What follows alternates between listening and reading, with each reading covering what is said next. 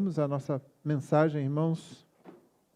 Antes, durante e depois de casados. Esse é o tema, mas eu quero começar, ou recomeçar, e peço que você deixe sua Bíblia aberta em 1 Coríntios, capítulo 7. Lembra, o tema da nossa série é Em Busca da Excelência Cristã. É isso que nós estamos procurando. A igreja de Corinto enfrentou diversas dificuldades, e nessas dificuldades que ensejaram essa carta, nós somos abençoados com orientação apostólica a respeito de vários assuntos. Chegamos no capítulo 7, que mais uma vez toca em relacionamentos. Paulo já havia falado sobre isso anteriormente, no capítulo 5, quando um relacionamento pecaminoso deu ensejo ao apóstolo de falar sobre disciplina na igreja, mas ele falou também sobre relacionamentos indevidos, até como parte de culto, influência da própria cultura daquela sociedade, em que relacionamentos íntimos eram usados como ato de culto para falsos deuses, obviamente.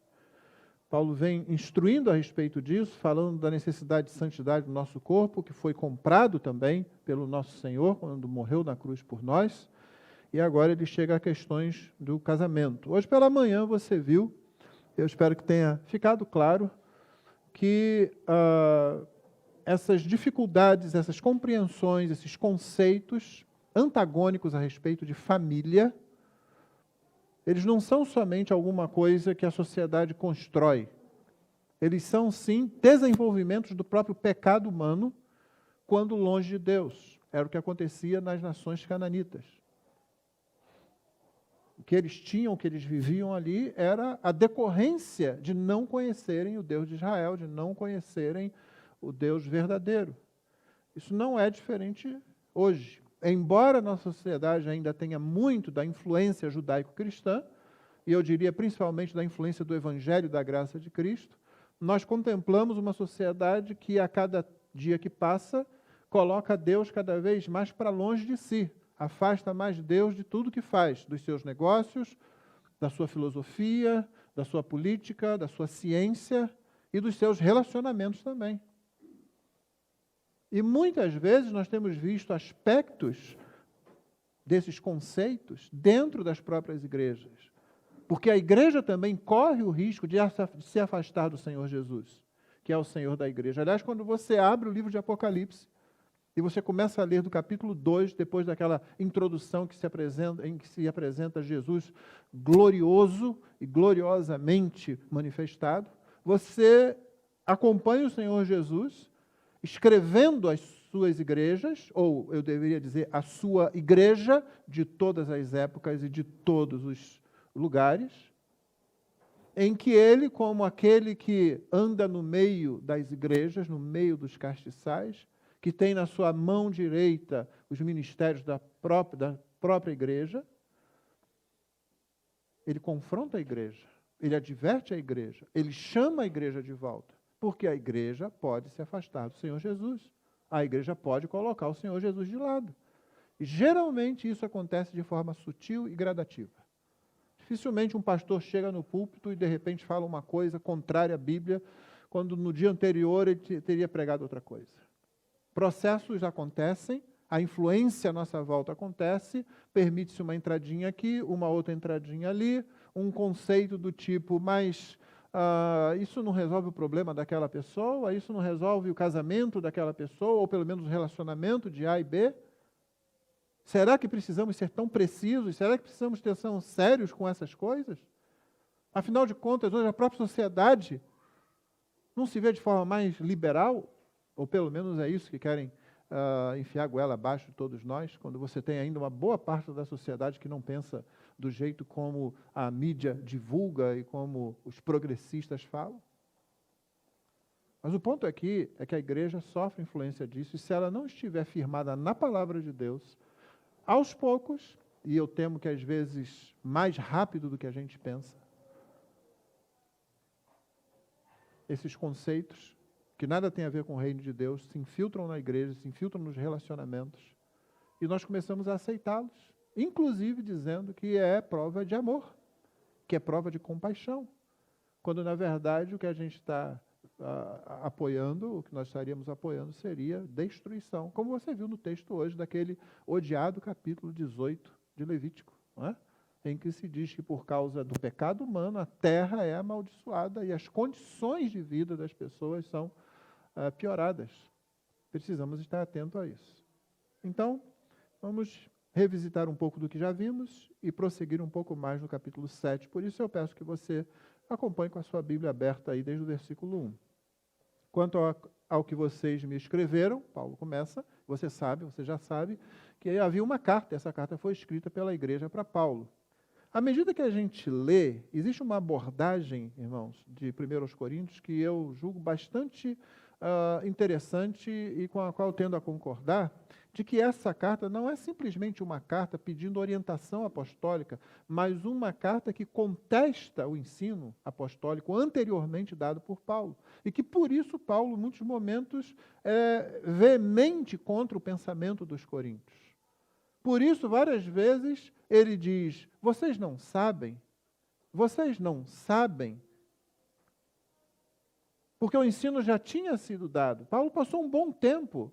O ministério em Corinto não foi um ministério curto, mas parece que agora alguns mestres, com outras ideias, vinham colocando obstáculos à doutrina apostólica ensinada por Paulo, e ele recebe essa carta, ela é levada por uma das famílias da igreja, e aparentemente ela não está apenas dizendo, olha, precisamos de instrução aqui, mas também está dizendo, Paulo, a gente não acha que tem que ser bem assim como você ensinou para a gente.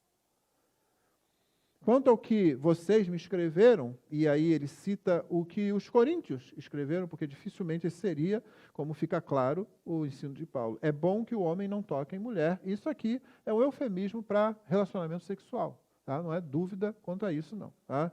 Digo que por causa da imoralidade, então, no que vocês me escreveram, dizendo que é bom que não aconteça o relacionamento sexual, e vocês talvez estejam achando que assim vocês vão prevenir a imoralidade sexual na igreja, eu digo o contrário para vocês. É justamente o relacionamento sexual saudável dentro dos parâmetros do matrimônio, do casamento, que serve de obstáculo, que serve de barreira para a imoralidade sexual. Não é a única coisa que o matrimônio faz, mas é certamente uma das coisas que ele faz. Digo que por causa da imoralidade, cada homem tem a sua esposa, cada mulher tem o seu próprio marido. Que o marido conceda à esposa, e aqui Paulo é bastante claro, é interessante, uma coisa que você percebeu ao longo de quase todo o capítulo, Paulo fala para o marido e fala para a mulher e repete a mesma coisa. Não dá para chamar Paulo de machista. Ele fala igualmente à mulher, como fala ao homem. E também fala com muita clareza sobre esse assunto. Isso aqui que alguém poderia dizer, é muito delicado, acho que talvez ele não toque nisso ou naquilo. Não, ele fala com bastante clareza, como você vai ver agora, verso 3, que o marido conceda à esposa o que lhe é devido, e também, de igual modo, a esposa seu marido. Não está se falando de pôr a mesa para o jantar, não está se falando de trazer flores para a mulher, está se falando daquilo que ele falou anteriormente, tocar em mulher, que é, como eu disse, eufemismo para relacionamento sexual. 4. A esposa não tem poder sobre o seu próprio corpo, e sim o marido. Não pode dizer assim, não vai ter, não quero. Mas Paulo não fica aí. Ele continua, e também, de igual modo, o marido não tem poder sobre o seu próprio corpo, e sim a esposa. Você vê como ele vai igualando sempre? Olha, é a mesma coisa, eles estão no mesmo patamar, na mesma altura. Não é uma coisa onde um possa simplesmente abusar do outro, com respaldo bíblico, isso não existe. O abuso será sempre pecaminoso e contra o que a Bíblia ensina. A Bíblia coloca os dois assim. Vem o conselho apostólico, e não se privem, verso 5, não se privem um ao outro. A não ser, talvez, por mútuo consentimento, por algum tempo, para se dedicarem à oração. Você viu quantos poréns aqui? Olha, talvez vocês possam deixar de manter relações sexuais. Talvez, se for por pouco tempo, com consentimento mútuo. Acredite, meu irmão, você não vai se consagrar a Deus sem o consentimento da sua esposa e vice-versa. Se você achar que, diante de Deus, como parece que muitos pensavam em Corinto, a isenção do relacionamento mais íntimo no casamento tornaria você mais espiritual. Não, isso não vai acontecer. Você é uma carne com ela, você é uma carne com ele. Vocês caminham juntos diante do Senhor, é para caminhar junto. Né? Não é para dizer, eu já vi isso acontecer literalmente. Olha, eu vou me consagrar ao Senhor, então não posso ter mais nada com você. Não, Paulo diz, não, isso não pode acontecer. Deixa eu repetir para você. A não ser, talvez por mútuo consentimento, por algum tempo, é pouco tempo, é isso que quer dizer, para se dedicarem à oração. Depois retornem à vida conjugal, ao relacionamento íntimo, para que Satanás não tente vocês por não terem domínio próprio. Ele voltou ao ponto inicial. Lembra o ponto inicial? Digo que por causa da imoralidade, cada cônjuge possui o seu cônjuge. Então vocês retornem a isso, retornem ao relacionamento pleno, para não dar lugar à imoralidade sexual. E tem um que está interessado nisso, que é o diabo. Satanás tem interesse nisso. Em manchar você, em sujar você. Em fazer com que uma área tão íntima, tão poderosa na vida humana, porque é poderosa na vida humana, você sabe disso, se torne um grande obstáculo quando poderia ser uma grande bênção. Verso 6. E digo isso, como se não bastasse tudo que ele falou, para ninguém ter dúvida, como concessão, não como mandamento. Ninguém aí em Corinto vai pensar que eu estou ordenando que de tempos em tempos vocês façam isso. Eu estou dizendo é que vocês podem fazer isso. Aqui é aquele espaço em que Paulo dá aquela abertura entre duas situações que, se feitas do modo como ele está falando, serão igualmente corretas. Então você pode nunca fazer isso. Se você resolver fazer, é dentro desses termos aqui, mas não é ordenança, é uma concessão, não como mandamento. E aí ele faz uma observação. Gostaria que todos os homens fossem como eu. No entanto, cada um tem de Deus o seu próprio dom, na verdade de um modo, outro de outro. Pelo que tudo indica, Paulo não tinha esposa. E se dedicava totalmente por causa disso à obra do Senhor. É difícil a gente pensar que Paulo tivesse uma esposa e que ela tivesse abandonada lá em algum canto o tempo todo, enquanto ele faz tudo aquilo que ele faz no livro de Atos. E ele diz, eu gostaria que todos os homens fossem como eu. No entanto, ele diz, para novamente ninguém pensar que isso aqui é realmente melhor, cada um tem de Deus seu próprio dom. Um, na verdade, de um modo, outro de outro. Não tente fazer aquilo para o que Deus não capacitou você. Meu irmão, minha irmã, você não vai ficar solteiro se Deus não te deu isso. Meu irmão, minha irmã, você não vai casar se Deus não te deu isso. Mas o que Paulo vai colocar ao longo de todo o texto aqui, irmãos, poderia ser resumido da seguinte forma, aliás, como diz um autor. Ficar solteiro é bom, mas o natural é casar. Então, aquela palavra que a gente dá, né? Nós, às vezes, somos muito cruéis com as pessoas que resolvem ficar solteiras. Não temos compaixão. E a nossa sociedade, como parece que exige relacionamento, note, eu não disse que ela exige casamento. Cada vez mais ela exige relacionamento. Não precisa ser casal, não precisa ser casamento, não precisa ter nada formal, entendeu? Agora, se você simplesmente resolve ficar sozinho, aí vem um monte de peso. Tem alguma coisa errada com aquela pessoa. Tem alguma coisa ali que não está bem. Aquela pessoa tem algum problema. Aquela pessoa certamente é infeliz. E começamos a fazer julgamentos ásperos, julgamentos rudes e julgamentos injustos. Paulo está dizendo, não, é bom. Se você ficar assim, é bom. Não tem nada de errado. Se você recebeu isso de Deus, é bom. Se você não recebeu, então você casa. Que é o normal, o natural, o que desde o começo foi ordenado, mas a alguns Deus dá um outro dom. Também deve-se lembrar o seguinte, isso é dom de Deus. Tem outra implicação aqui. Não está se falando aqui que eu fico solteiro para não ter problema, porque você vai ter problema sendo solteiro ou não. Não está dizendo, eu fico solteiro porque eu não quero ninguém na minha vida. Meu irmão, se você, meu irmão, minha irmã, não quer ninguém na sua vida, você não entendeu o Evangelho. Nossa vida é entrelaçada não somente com os nossos irmãos e irmãs no corpo de Cristo, mas ela é entrelaçada também com aqueles a quem pregamos o Evangelho, de quem precisamos nos aproximar. Nenhum crente pode ver numa redoma, numa bolha, não tem como fazer isso. Procura Jesus, está onde ele? Está falando com as prostitutas, está falando com os cobradores de impostos, está falando com aqueles que eram classificados como pecadores. É lá que ele está, ocupando o seu tempo, gastando suas horas em que ele não está dormindo, em que ele está ativo, dando-se àquelas pessoas, misturando-se com elas, recebendo inclusive acusações, porque come e bebe o mestre de vocês com os pecadores. Então, quem fica solteiro porque tem dom do Senhor, não é para viver a vida, não é eu vou ficar sozinho porque agora eu vou viajar, eu vou aproveitar a vida. Não, você está casado com uma pessoa, com o Senhor, que é o Senhor da igreja, nós somos a noiva. Ele é o Senhor, quem fica solteiro para servir ao Senhor. Não é para se servir.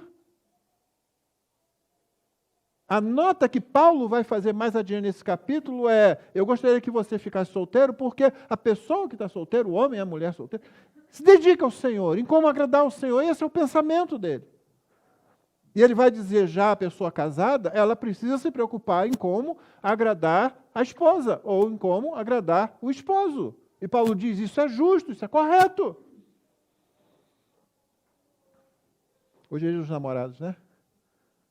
O pessoal falou na reunião da diretoria, da liderança agora, há pouco falou, nem se falou isso hoje na igreja. Cometemos um crime terrível de não mencionar que hoje é dia dos namorados, né? Pronto, está aí, está falado. Pessoal, uma brincadeira do pessoal lá. Na verdade, isso nos lembra que você sim, você quer agradar sua esposa, você quer agradar seu marido, você tem que fazer isso na verdade. E que você vai ter seu tempo dividido, embora estejamos cheios de exemplos de pessoas que pegam a vida dois, dedicam ao Senhor, agradam um ao outro enquanto servem ao Senhor.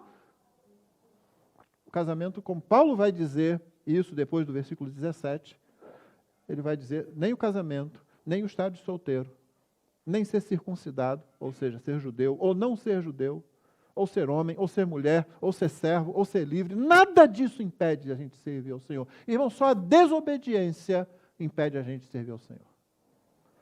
Só o orgulho, a arrogância impede a gente servir ao Senhor. Mas essas condições, nenhuma delas, desde que elas estejam dentro do que Deus planejou para você. Então, receber o dom de Deus de ser solteiro, de ser solteira, é para servir ao Senhor. Não é só para se servir. Seria viver em pecado. É casado, é casada, é para servir ao Senhor. Não é para se servir, é para servir ao Senhor, e nesse caso, servindo ao meu cônjuge. Os casados começam a servir imediatamente, eles já estão ali diante deles, a outra pessoa a quem ele vai servir, a quem ela vai servir. E aos solteiros e às viúvas, digo que lhes seria bom se permanecessem no estado em que também eu vivo. E aqui está a confirmação do que foi dito antes.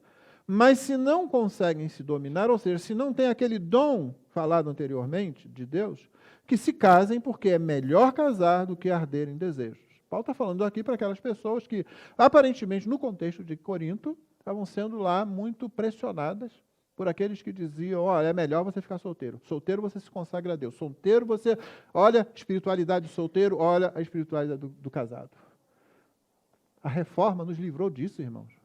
A reforma acabou com essa diferença entre o sacro e o profano, em que o que se dedica ao Senhor e não se casa está numa condição espiritual melhor do que aquele que se casa.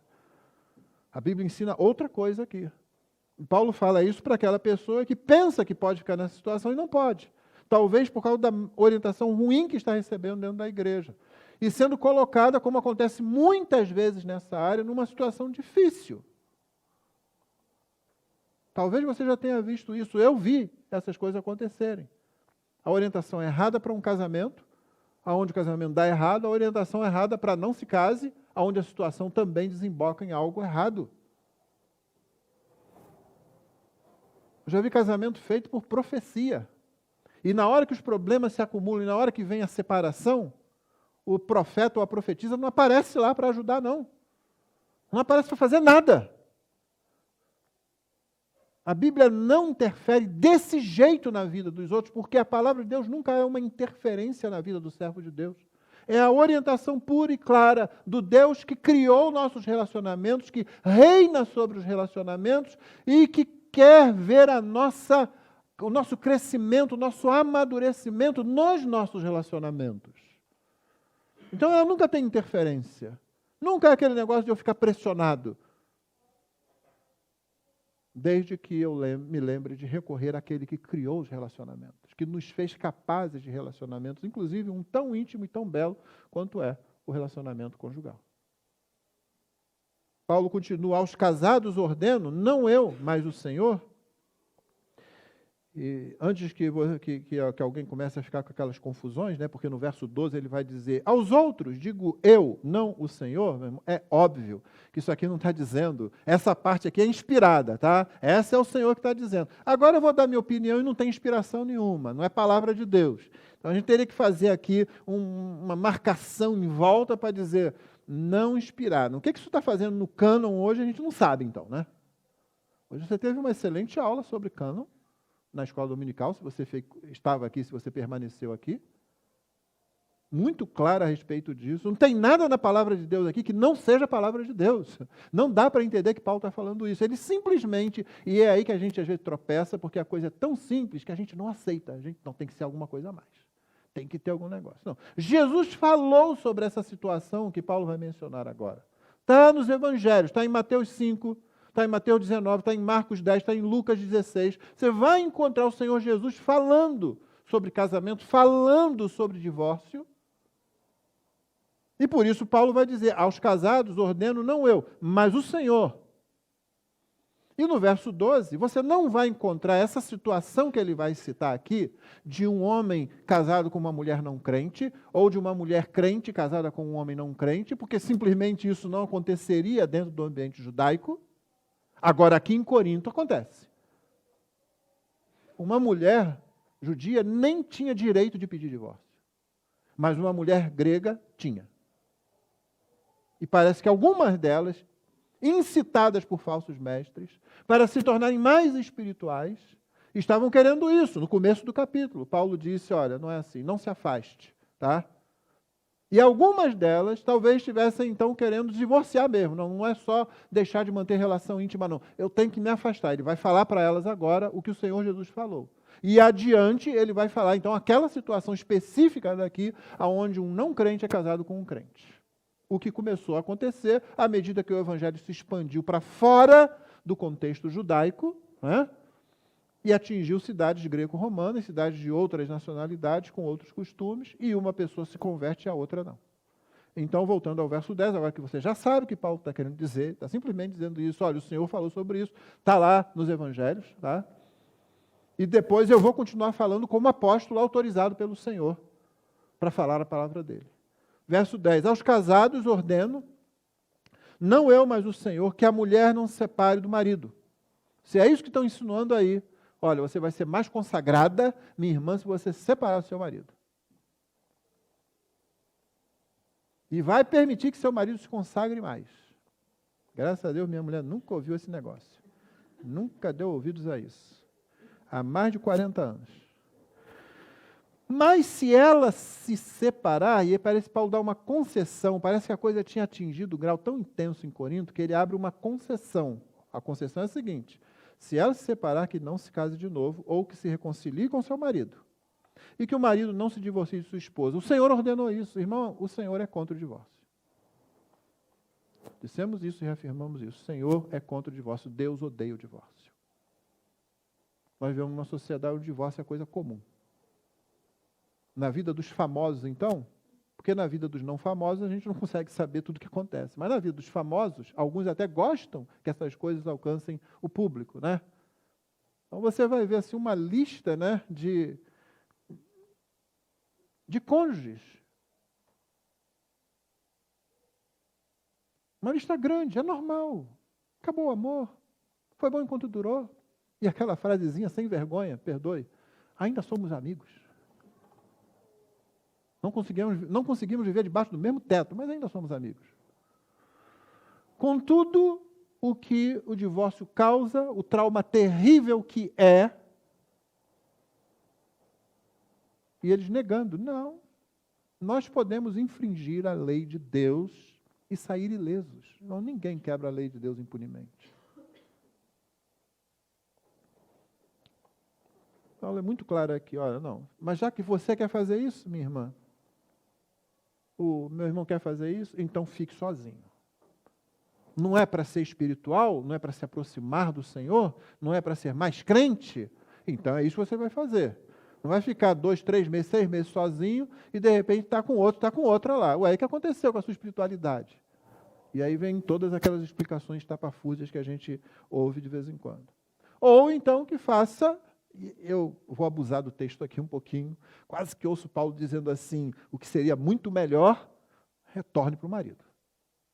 Retorne para o cônjuge. Já que é absolutamente desnecessário esse conselho que aparentemente estava sendo dado em Corinto. Então fica para nós aqui, irmãos, que você que é casado, não se divorcie, não busque isso. É por isso que eu digo, o crente não se separa. Vamos ver isso já já.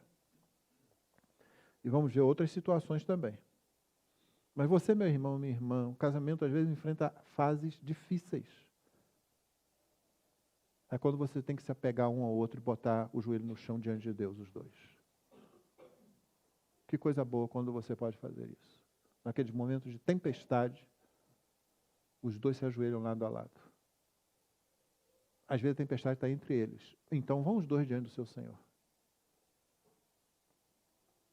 Numa das aulas que eu dei semana passada, no Fortalecendo o Seu Casamento, eu quero que vários irmãos aqui participaram, o meu tópico foi justamente esse, orando juntos. Que coisa difícil orar juntos, não é? Porque minha esposa conhece todos os meus defeitos. Já pensou?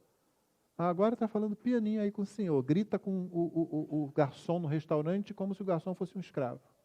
Trata mal as pessoas, trata com rudeza. Agora vem aqui, Senhor, meu Deus. Aí sabe o que eu faço? Eu não oro com ela, é muito melhor. Ela não vai me ouvir sendo hipócrita, sendo falso. Não é? E é por isso justamente que eu preciso estar junto com o meu cônjuge orando. Porque aí eu não tenho como manter a máscara vai cair. Eu vou ter que me arrepender, ou eu vou ter que assumir a minha pecaminosidade específica nessa área. Por isso que é bom o cônjuge ouvir o outro cônjuge orando. O outro efeito também é verdade. Quando a esposa ou quando o esposo ouve seu cônjuge orando,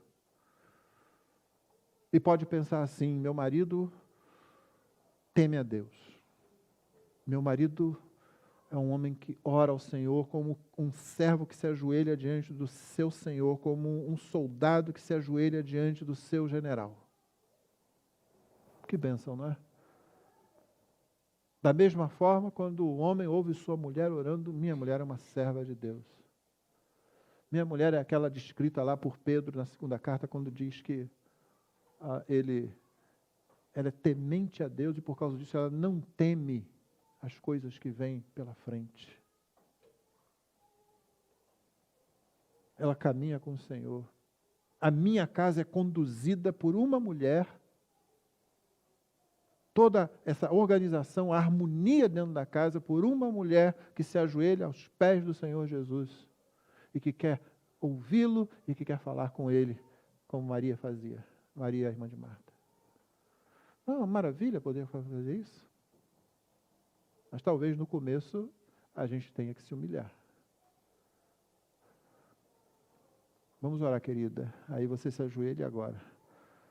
Ela sabe como eu trato meus vizinhos, ela sabe como eu trato o pai dela, a mãe dela, a irmã dela, o chato do meu cunhado.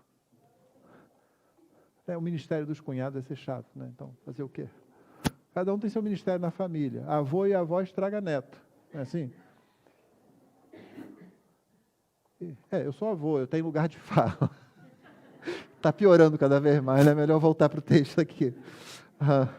Mas é bom quando nós ouvimos, quando nós temos que falar com o Senhor, porque aqui na igreja, a gente geralmente tem uma oração onde, se você compreendeu bem o serviço, você está servindo a igreja, você não está orando por você. E muitos até se perdem floreando demais e tal. Quando a oração é congregacional e pública. Mas agora está só você e ela ali diante do Senhor. aí fica meio difícil de esconder. Né? Você teria que ser muito hipócrita, meu irmão ou minha irmã, para ficar falando lá com o Senhor e tal, e não consegue discutir um assunto sem elevar a voz dentro de casa, não consegue discutir uma questão sem se desesperar, sem mostrar completo desespero por algum problema dentro de casa. E eu não estou nem falando o bem que um casal que ora faz aos filhos que veem esse casal orando. De vez em quando a criança, o adolescente principalmente, vai achar até chato aquilo, né? Mas quando ele vê consistência, ele pode dizer, eu posso não estar gostando disso, eu queria gastar meu tempo com outra coisa, mas meu pai e minha mãe são crentes. Meu pai e minha mãe passam tempo com o Senhor Jesus. Meu pai e minha mãe acham que é importante estarem na presença do Senhor. Então Paulo dá essa orientação, não se separe. Não tente ser espiritual do jeito errado, não. Os irmãos se lembram, quando eu abordei o início do capítulo, eu disse, olha, soluções não bíblicas não resolvem, aumentam o problema. E aí Paulo prossegue, aos outros, e agora quem? Ele já falou aos solteiros e às viúvas, já falou aos casados, né? Aos outros, digo eu, não o Senhor, justamente porque desse assunto o Senhor não tratou no seu ministério terreno. O Senhor está tratando agora através do seu apóstolo. Como foi dito hoje de manhã na escola dominical, Atos dos Apóstolos poderia se chamar muito bem Atos de Jesus, do Senhor Jesus, através dos apóstolos. É o Senhor Jesus que continua a obra. E aqui ele está fazendo exatamente isso quando ele fala através do apóstolo. Então, aos outros, digo eu, não o Senhor, se algum irmão estiver casado com uma mulher não crente, então é esse o caso. Quem são os outros? Esse caso aqui. Esses são os outros que ele falou no início. Aos outros. E esta concorda em morar com ele, não se divorcie dela. E se uma mulher estiver casada com um homem não crente e este concorda em viver com ela, que ela não se divorcie do marido. Ele já pegou o assunto aqui e já disse. Essa é a regra básica. Então, novamente, qual é a regra? Vai ser sempre essa, não se divorcie. A cada passo você vai dizer, não se divorcie. Pode haver uma exceção, pode haver uma outra situação. O Senhor Jesus abordou uma situação em caso de adultério. Mas da onde a gente parte, do patamar que a gente parte, a primeira coisa que a gente observa não é o problema que está se enfrentando. Primeiro você coloca o patamar da palavra de Deus e diz, Deus odeia o divórcio, não se divorcie. A partir daí, a gente agora vai analisar o que acontece. É o que Paulo está fazendo aqui. Então, se você tem uma mulher não crente, ou se você tem um marido não crente, numa sociedade como a de Corinto, imagine uma mulher nessa situação, e uma mulher grega tinha o direito de pedir divórcio. Pedro se dirige a mulheres cujos maridos não eram crentes. E ele não diz para elas, se divorciem e vão viver a vida cristã como deve ser. Não, ele fala, olha, vocês vão sofrer um pouco, mas deem testemunho, talvez sem falar muito, mas com a vida de vocês, talvez vocês ganhem os seus maridos sem palavra. Não quer dizer que elas não falaram em nenhum momento. O que quer dizer é que elas não vão ficar falando o tempo todo. Ele já ouviu, ele sabe. Quando ela mudou a sua fé, abandonando falsos deuses, se tornou cristã, é óbvio que isso impactou a casa. Isso acontecia para quem Pedro escreveu, isso acontecia em Corinto também. A casa mudou. Mudou. O marido não crente poderia dizer, para começar, ela não é mais a mesma pessoa com quem eu casei. A segunda coisa que ele vai poder dizer, com certeza, é, agora tem um outro homem dentro de casa. Porque ela falava no Senhor Jesus. O Senhor Jesus é o meu rei, o Senhor Jesus é o meu Deus, o Senhor Jesus é que comanda a minha vida. E um marido não crente ouvindo isso, tanto lá em Corinto, como hoje ainda, irmãos, como hoje ainda, isso cria uma série de dificuldades para o não crente. O não crente não entende, o não crente não compreende isso. Como não compreende nada que se relaciona à fé. Eles pensam que compreendem. É por isso que é bom quando você vai conversar com um não crente, ele vem falando qualquer coisa, não se espante, não fique exasperado, faça perguntas. Em algum momento você vai poder dizer, olha, eu não tenho nada com isso que você está descrevendo aí, isso que você está descrevendo não é a minha fé. Você viu isso na TV, não foi? Você não viu na TV? Tinha algum apóstolo lá falando alguma coisa disso? Tinha algum coach falando lá disso aí? Foi lá que você aprendeu, não é? É por isso que você está falando coisa com coisa que não tem menor sentido. Você não sabe como é a minha fé.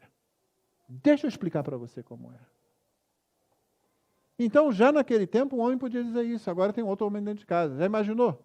Ele se encontrando lá com os amigos. E aí, soube que sua mulher agora é cristã? Pois é, agora só fala desse tal de Jesus. Quem é esse cara? Esse cara viveu uns 20 anos atrás.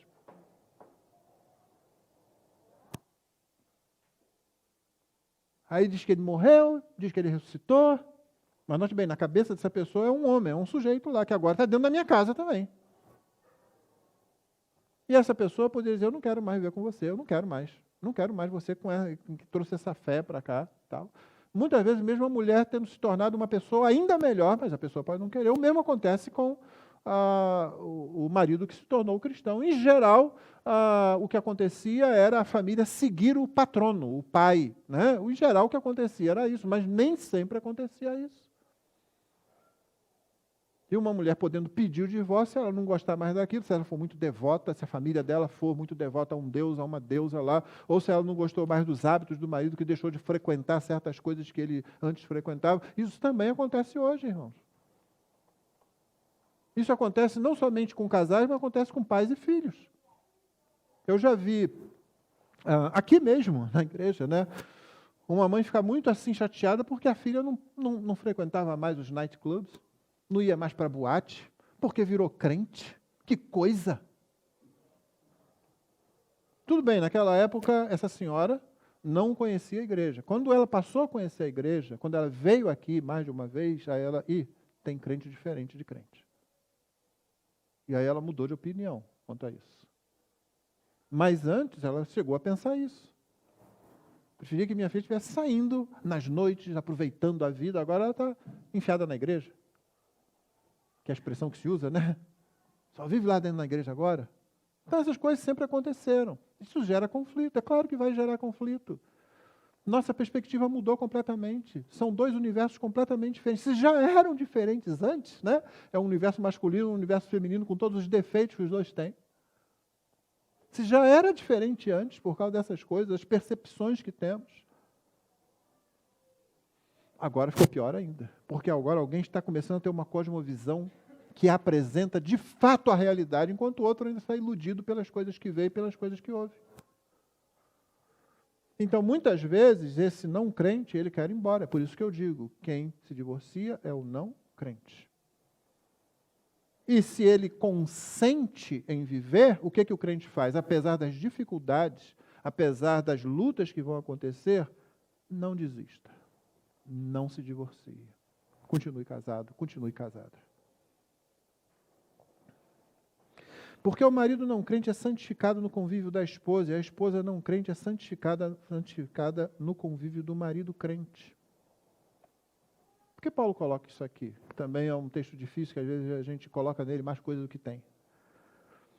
Porque os crentes também poderiam pensar o seguinte, eu serei contaminado? Porque afinal, somos uma só carne. É o relacionamento mais íntimo entre dois seres humanos é esse.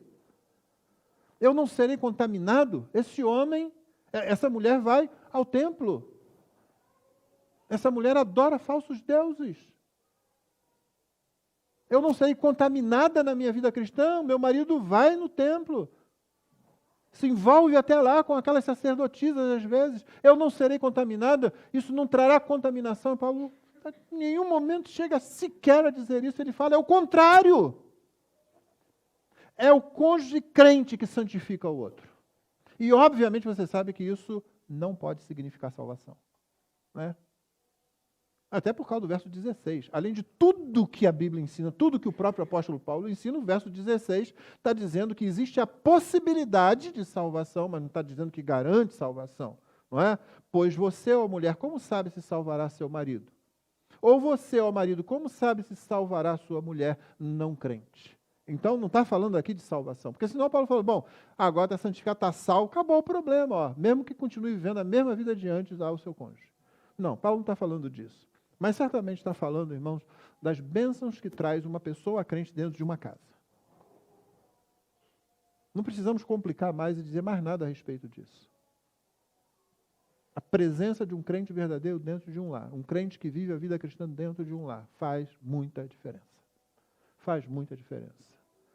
Não um crente que se encolhe, não dá seu testemunho, não um crente que se impõe como se fosse obrigar a conversão dos outros na ponta da espada. Mas um crente que é crente. Um crente que ora pela sua casa, um crente que dá testemunho cumprindo o seu papel, seja como marido, seja como esposa, seja como pai, seja como filho. Santifica a sua casa, santifica o seu ambiente, santifica o lar. Nesse sentido. Traz bênçãos, muitas vezes traz proteção. Deus, às vezes, é muito misericordioso nessa situação. E Paulo está dizendo o quê? Não se divorcie. Fique lá, você vai abençoar. E pode acontecer conversão.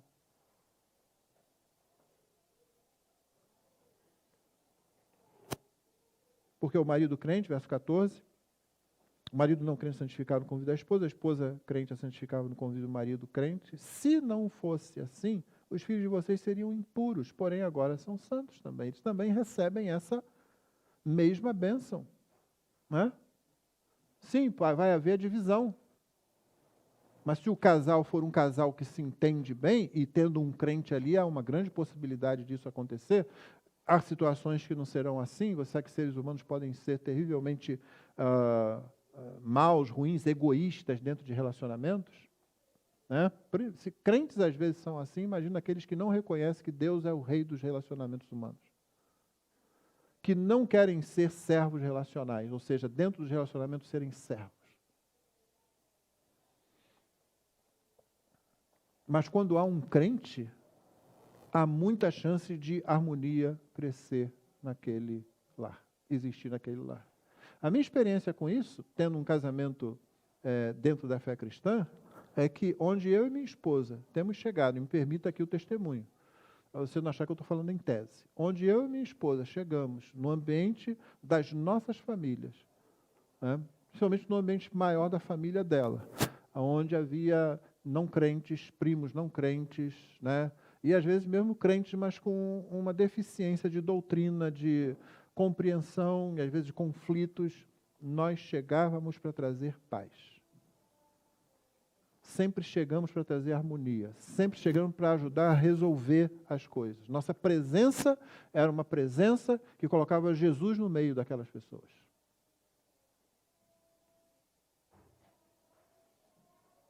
Não chegávamos brigando, não chegávamos lá dizendo, olha, vamos parar com isso, vamos começar um culto aqui agora. Não. Era muitas vezes tomando aquele café, né? Comendo aquele pedacinho de bolo, conversando, era muitas vezes no trabalho, ajudando no trabalho que as pessoas realizavam, mas as pessoas encontravam alguém com quem elas podiam falar, e alguém que não ia também simplesmente ouvir, mas também ia dar uma outra direção. Então, a presença de uma pessoa crente dentro de uma casa, irmão, já era uma grande possibilidade de harmonia se estabelecer ali, de bênçãos de Deus estabelecer, da palavra começar a ser conhecida, principalmente de crianças pequenas que estejam em casa, da palavra começar a ser conhecida, de Deus começar a ser conhecido. Paulo diz, não se divorcie. Fique perto. Pode haver uma situação em que não vai dar para acontecer isso, mas enquanto puder, lembrando outro texto bíblico, né? Enquanto estiver em você, tenha paz com todos os homens. Enquanto estiver em vocês, tenham paz com todos os homens. Verso 15. Mas, se o não crente quiser separar-se, que se separe. Em tais casos, não fica sujeito à servidão, nem o irmão, nem a irmã. Deus chamou vocês para viverem em paz. Nesse caso aqui, Paulo não está falando de novo casamento. Divórcio e novo casamento não passa nem perto desse texto, não é disso que ele está falando. O que ele está falando aqui é justamente a ordenança que ele vem dando até agora. Não se divorcie, não se divorcie, não se divorcie. Mas se o não crente quiser, você primeiro não pode fazer nada. Vou embora. Agarrar e ficar lá, não, irmão. Você luta assim é com Deus. Tá? Então Jacó se agarra lá com o anjo e fica lá com ele lutando com Deus e tal. E geralmente é lutando até que a gente desiste, né? A gente desiste, a gente se rende ao Senhor, né? Mas você não faz isso com as pessoas. Você argumenta, você insiste, você mostra as situações que, né, como pode ser. Essa pessoa pode não querer, simplesmente vai embora. Então, em tais casos, não fica sujeito à servidão, e note novamente, ele mantém o equilíbrio. Nem o irmão, nem a irmã, nenhum dos dois. Deus chamou vocês para viverem em paz. O que provavelmente faz referência aqui ao conceito de paz que os judeus tinham, talvez esteja por trás aqui, né? Em que a ideia é você ter relacionamentos bons, aonde a visibilidade do pacto passa para os outros.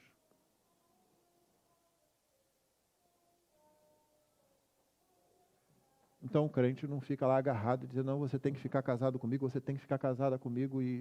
Não, o não crente é que se separa. E se o não crente faz isso, então fique-se em paz. E eu diria, mantenha a porta aberta. Lembro de testemunhos já assim.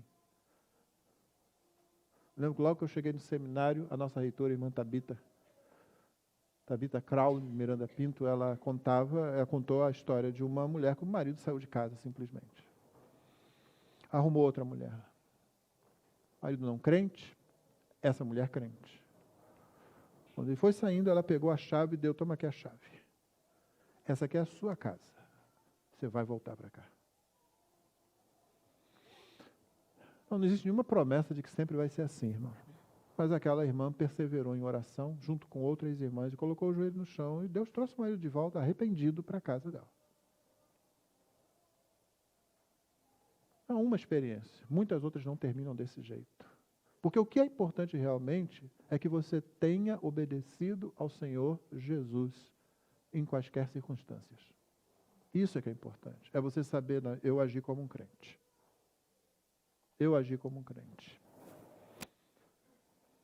Pois você, ó mulher, como sabe se salvará seu marido? Ou você, ó marido, como sabe se salvará a sua mulher? Não, você não sabe. Quem sabe é Deus. Mas você é um instrumento. Nós somos instrumento da salvação uns dos outros. Então, o que Paulo continua repetindo é, não se divorcie. Não estou tratando aqui de outros casos de quebra do pacto conjugal, que pode se dar tanto por adultério como por abandono, incluindo aí em abandono, inclusive os abusos que são feitos. Eu mesmo já aconselhei mulheres a se separarem de seu marido, não se divorciarem, mas se separarem num primeiro momento, em situações em que o abuso poderia se tornar um assassinato. Aquele empurrãozinho, você sabe, ele pode se tornar um assassinato. Muitas histórias têm se repetido assim. E nós temos que ser prudentes, temos que ser sábios, a gente tem que amar Deus com entendimento. Não fiz isso porque alguém lá fora gritou alguma coisa, não. Fiz isso porque a Escritura manda a gente tomar conta uns dos outros. Porque a Escritura manda a gente obedecer a Deus com entendimento. Porque a Escritura dá o que a gente tem que fazer. Então eu não decretei assim, acabou seu casamento, manda esse cara embora. Mas também não disse, olha, fique, o amor vai vencer tudo. E quando aquela mulher aparecesse morta de repente lá, eu me escondi em algum canto para não prestar contas. Não. Mas continuamos insistindo, não se divorcie. Esse é o ponto. Posto isso, vamos ver o que acontece. E meus irmãos, mesmo os abismos mais profundos podem ser resgatados pelo nosso Salvador. Mesmo aquilo que você diz não vai, nunca mais, isso não tem como, o Senhor diz, vai.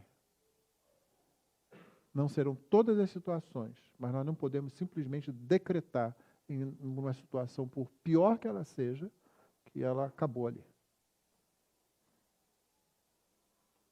E há situações em que acaba realmente, a porta se fecha. E a gente analisa isso com a Escritura na mão. Mas nós vivemos em tempos em que nós somos estimulados a resoluções rápidas, porque eu preciso ser feliz. Porque eu tenho que me realizar. Ou seja, é eu. O servir morreu já há muito tempo. Eu não quero ser um servo relacional, eu não quero servir dentro dos relacionamentos, eu quero ser servido. Eu sou o Babysauro, você tem que me amar. Você tem que me amar. Não importa o quanto eu azucrine a sua existência, você tem que me amar. E eu quero isso. Não, o servo do Senhor Jesus não é assim. Certamente ele não é tolo, ela não é tola, A Escritura nos dá bons parâmetros, mas nós somos chamados a servir e a amar com amor sacrificial. Sim, muitas vezes nossos relacionamentos vão envolver sacrifícios que faremos por causa do nosso Senhor. Não faremos sacrifícios tolos, não. Deus não se agrada de tolos, irmãos. Mas muitas vezes vamos amar sacrificialmente. E eu posso dizer, muitas vezes o Senhor honrará aqueles que assim, aquelas que assim o honram. Eu não estou falando aqueles e aquelas porque o pessoal aí fora fala assim. Eu estou falando porque Paulo fala assim. Porque o Espírito registrou assim. Que o Senhor nos abençoe. Ainda vamos continuar a ver outras situações aqui. Mas que o Senhor nos abençoe, irmãos. E sim, o que Deus quer é que seu casamento seja vibrante. Seja como dissemos essa semana lá no evento da Fiel, né? Seja santo e feliz. E pode ser. Uma coisa não exclui a outra, não. E certamente o lar é para ser um lugar de alegria. Que o Senhor nos abençoe. Vamos ficar de pé e vamos orar. Depois nós vamos cantar. Após cantarmos, os irmãos se sentarão, a transmissão será encerrada e nós prosseguiremos com o nosso momento de oração. A você que está nos acompanhando, Deus abençoe você. Meu irmão, minha irmã, você que está dentro de casa, e os conflitos dentro de casa são e sempre são muito angustiantes. Há dores que vivemos dentro dos nossos lares que são difíceis de expressar para quem está de fora. Mas eu queria, primeiro, estimular você a buscar o Senhor e confiar nele. E segundo, busque ajuda.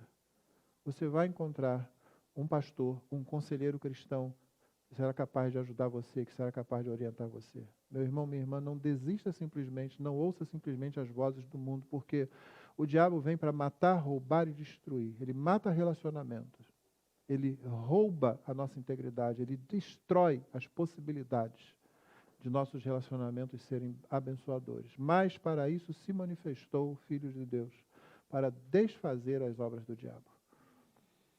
Que o Senhor então abençoe você que está me ouvindo, meu irmão, minha irmã, ou mesmo que você não seja crente, mas está vivendo dentro de casa um ambiente horrível, o Senhor pode mudar essa situação. E eu encorajo você a buscar ao Senhor e a buscar a ajuda de servos do Senhor que realmente conheçam a palavra do Senhor. E que Deus abençoe você durante a semana que vai se iniciar. Vamos orar.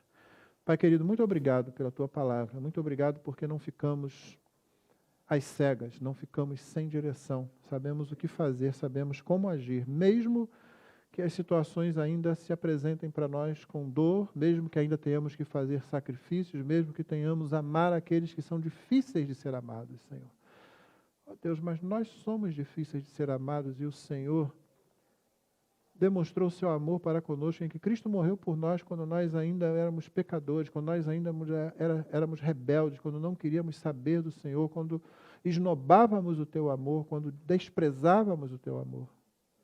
Ajuda-nos a amar sacrificialmente como Cristo amou, Senhor Deus. Abençoa as esposas para que se sujeitem aos maridos como a igreja a Cristo e deem bom testemunho disso. Abençoa os maridos para que eles amem suas esposas como Cristo amou a igreja e a si mesmo se entregou por ela. Abençoa aqueles, Senhor Deus, a quem Tu tens dado o dom do celibato, para que eles cumpram a sua missão de servir ao Senhor.